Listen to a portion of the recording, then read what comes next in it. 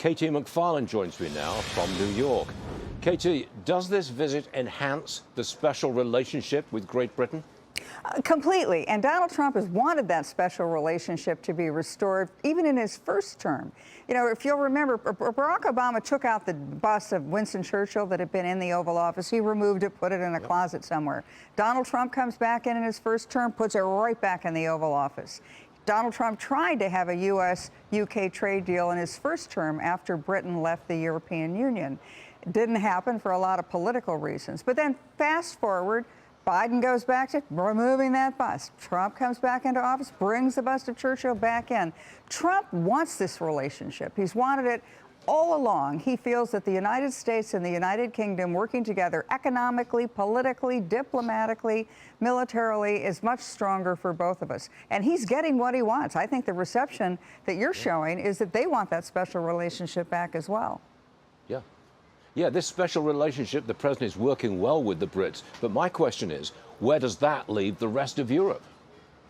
Well, the rest of Europe isn't going to have that same kind of a special relationship as time goes on. Look, the U.S. had its first trade deal with the United Kingdom. It finally got one with the European Union, and that's fine. But if you look at where our policies line up, where our values line up, as you've so well said at the beginning of your remarks, you know, we kind of don't agree on everything, but we agree on most of the things, and we have a common heritage and a common threat. So President Trump is going to make peace with everybody, but I think there's a special place in his heart for the United Kingdom. Good.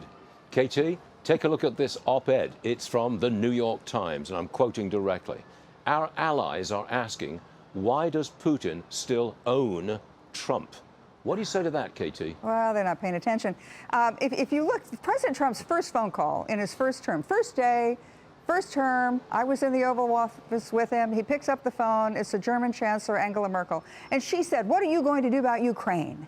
And he said, well, what are you going to do about Ukraine? It's in your neighborhood. And at the time, the Europeans, Germany, especially Germany, were not spending their fair share of their GNP on defense. They were freeloading and free riding. Well, President Trump has gotten them all to increase their defense spending. But as he says to the Europeans, you want me to take these strong economic sanctions against Russia. Why are you still buying Russian oil? Why are you still buying Russian gas? You're paying for the Russian war machine. So he's absolutely right to call out, especially the Europeans, and say, you know, you need to come with us economically if you expect us to be there and have all the pain that economic secondary sanctions would cost. You know, you need to feel a little bit of the pain too, and you're not at this point.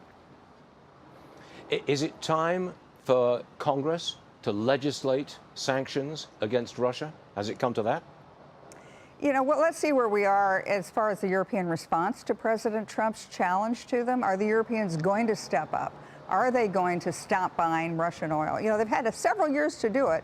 And although they've weaned themselves off of it a little bit, you know, they're still buying Russian oil and natural gas. They should be buying American liquefied natural gas, not Russian liquefied natural gas. So I think if Congress should wait and see if this has any fruit, that President Trump, this sort of challenge he's laid down to the Europeans, because if Congress acts while Trump is leaving that negotiation out there, then the Europeans are going to say, oh, great, we don't have to do anything now. Congress is going to force President Trump into these secondary sanctions. So I would give it some time to work, not a lot of time, but where are the Europeans? What is the European response? Are they going to say, okay, you're right, President Trump, we are going to stop supporting the Russian war machine. We're going to cut back on our purchases of oil and natural gas from Russia, whether we're buying it directly or indirectly.